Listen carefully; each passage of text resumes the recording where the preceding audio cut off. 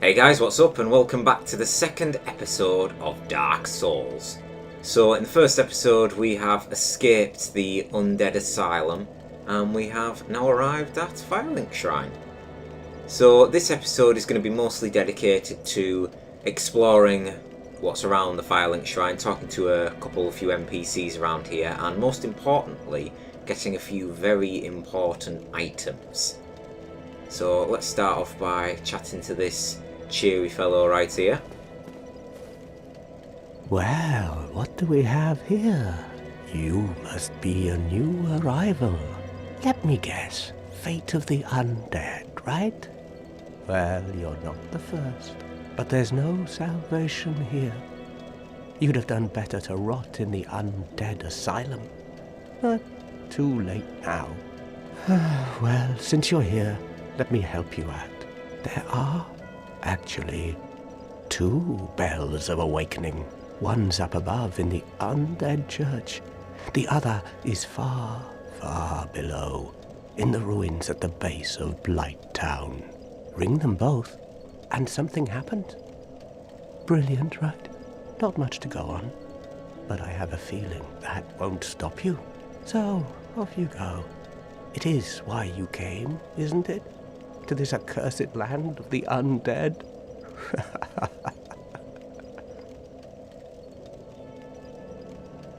Ah, your face. You're practically hollow. But who knows? Going hollow could solve quite a bit.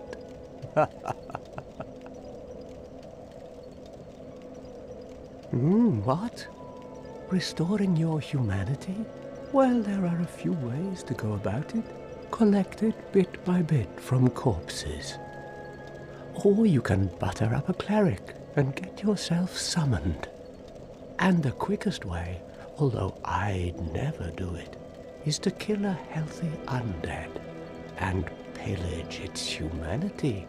Coveting thy neighbor is only human, after all.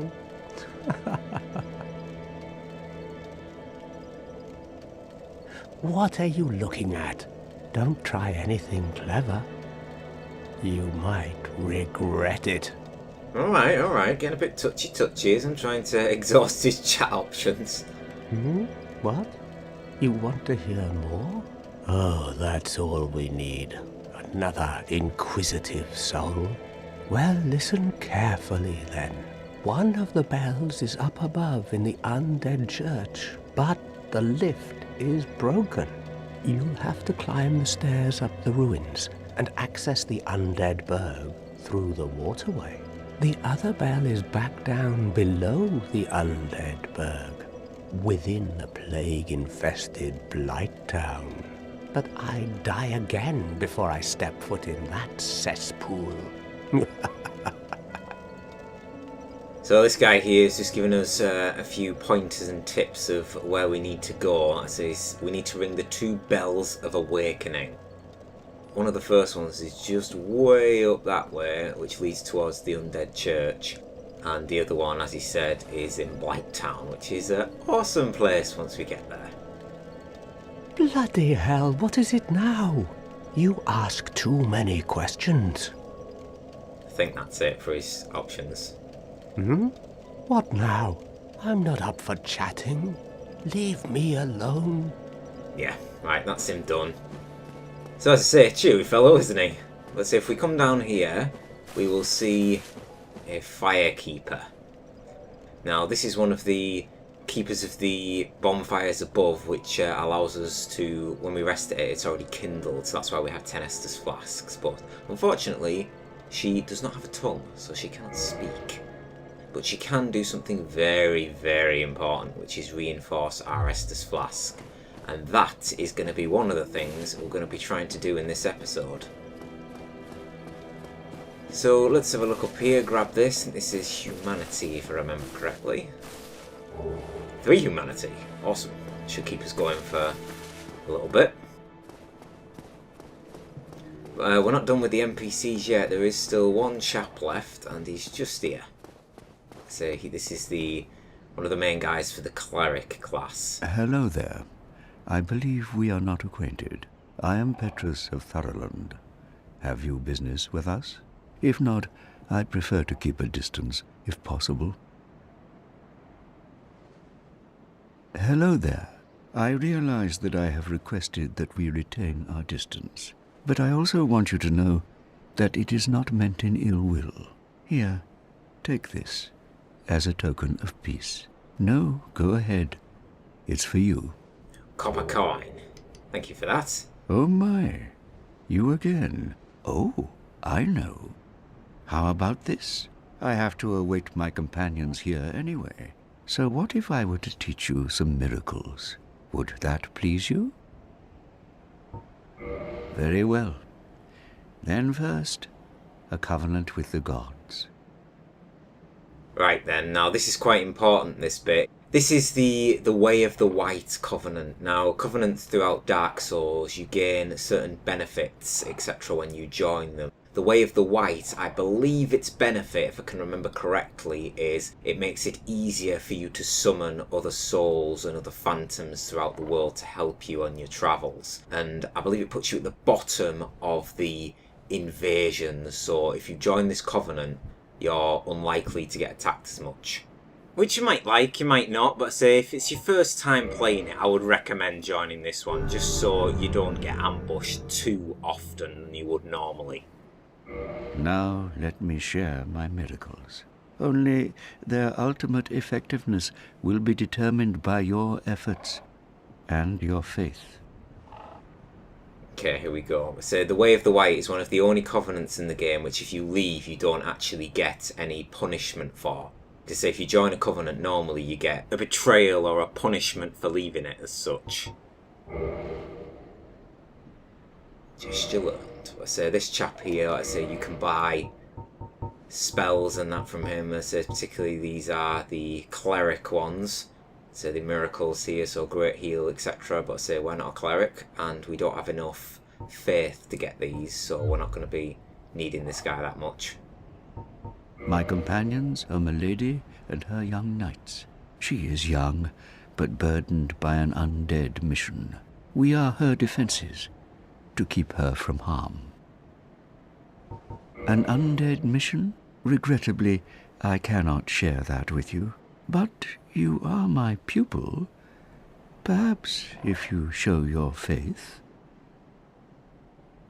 Oh god, I've never actually done this option before. Well, I don't have 400 souls anyway, so unfortunately. I'm afraid that may be difficult, for our missions are sacred. Come again. The effectiveness of the... Don't you worry. Right then, let's start getting some items. So if we go up here, I think it's a soul of lost undead. It is. Now, remember the first chap we spoke to said that the lift is broken. Now, this is the lift that he's talking about. This is the one that would lead directly to the Undead Church. But if we drop down, go through this walkway here, we are greeted by a few chests.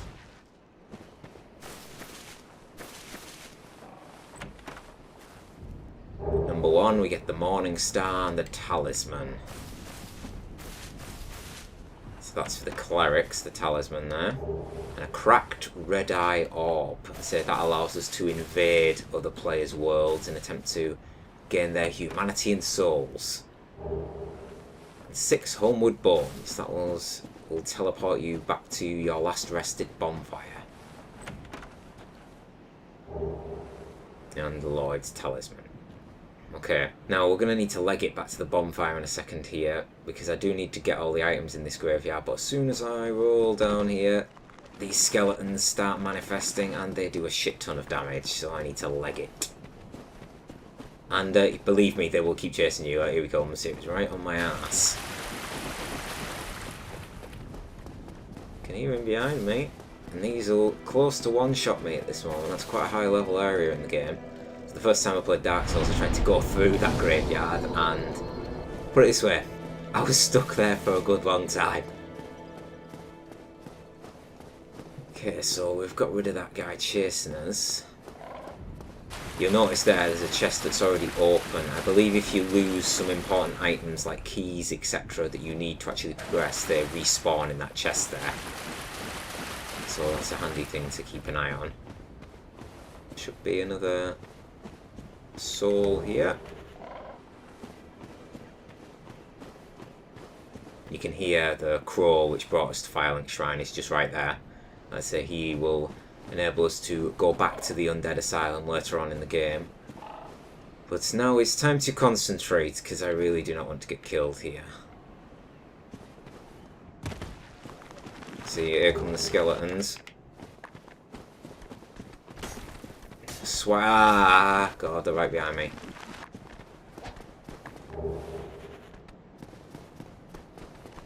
Weave in between. Oh god, I'm not getting through. Weave, weave, weave. I might be in a bit of trouble now because there's a big one here that spawns. This Zweehander. That's one of the main items I wanted. There's one left. I think this is a spear. Jeez, that guy will one-shot me. Oh! Oh, it just missed me. I thought it was close. Out of stamina. I am tempted to quickly show you how much damage these guys will do. Right, okay, let's show you. He will be chasing me. This guy's gonna jump at me. Ow! Oh, Jesus Christ, you can see there he took off all my stamina, started bleeding me, and took off a lot of my health. There we go, alright, we're rested up. No more skellies chasing us.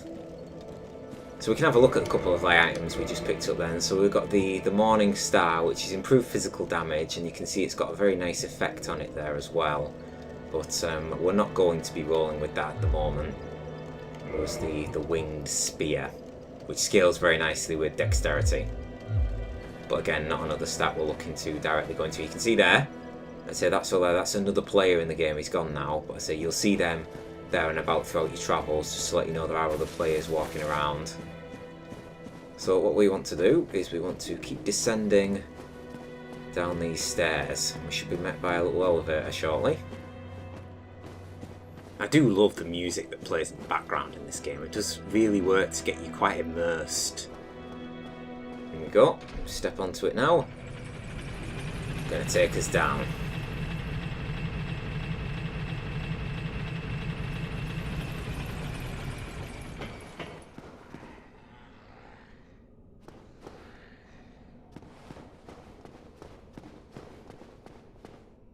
There's an item around here somewhere. There we go. Soul of a Nameless Soldier. Let's say this is one of the areas where we're not really supposed to be at yet, but it's a place where there's quite a few decent items that you very well want to collect. So the new Londo Ruins. There's no point in me killing these guys to get souls because it's 100% likely I'm going to say that I am going to die. This is near enough a suicide run to get a few of these items. Nearly missed that one then. Is this a stock? Yeah, a stock. So that's quite a nice one-handed dexterity sword, I think. Yes. Let's say we don't have 12 dexterity yet to enable us to wield that effectively, so we don't want to do that. And whenever you see one of these undead in a vase like this, what you want to do is just roll into it, and he will drop an item. Don't bother with ones which don't have anybody in them, they won't drop anything. See, they drop a transient curse, which is for this area later on, but we've got not a single chance in hell of defeating these guys, because we're going to run into some undead. Or to be more accurate, ghosts. And we're going to get our asses kicked to us, but you see that it does here is that it allows engagement with ghosts. So it allows us to kill them. Now, I've only ever navigated this once without dying and getting out back, because see that item right there? That's one of the main items we're here for. Now in a second I'm going to be absolutely legging it, because you're going to see ghosts. There we go, there's ghost number one.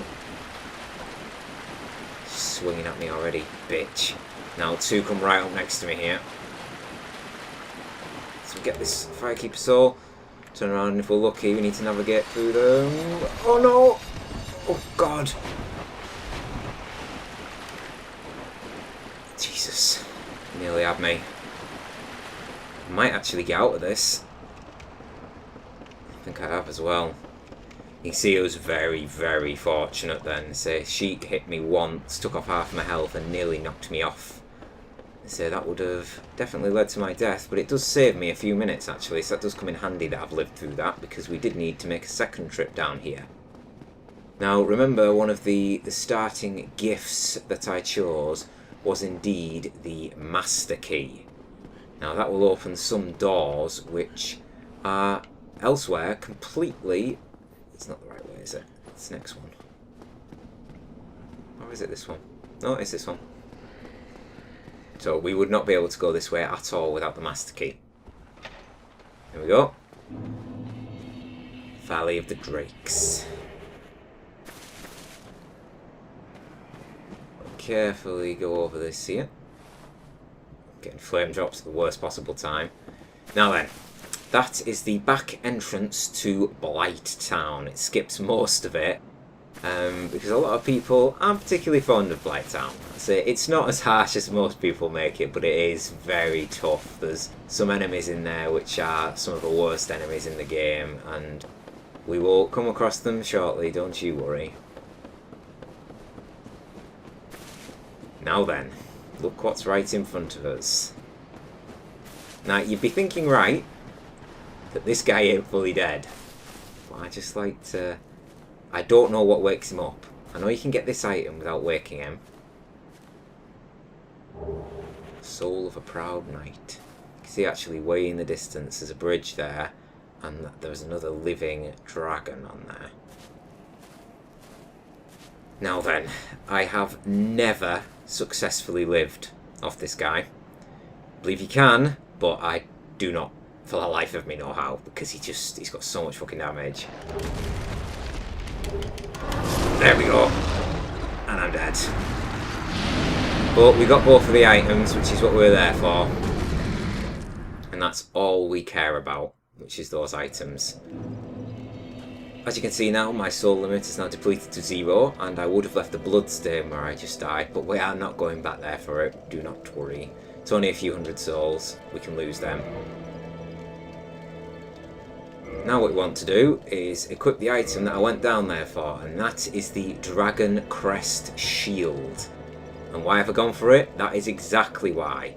100% physical damage reduction. Which means when we get hit, we will take no damage whatsoever, it's just going to deplete our stamina. So we are all set to head into the Undead Burg, which is just up those steps there, as we make our way towards the first Bell of Awakening. Before I forget actually,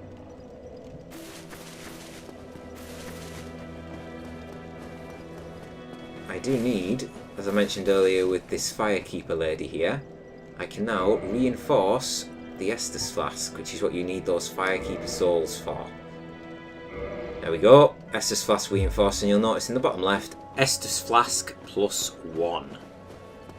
So when we upgrade our Estus Flask, what that does is it allows us to heal quite a bit more than it normally would, so, and vice versa once we upgrade it again. So I think it's about 300 damage, the Estus Flask heals base, and every +1 heals an extra 100. Our Estus Flask will now heal 400 health, which is about, say, a third increase, so it will come in very, very handy. So I hope you enjoyed this episode of Dark Souls. Thank you very much for watching, and I shall see you on the next one.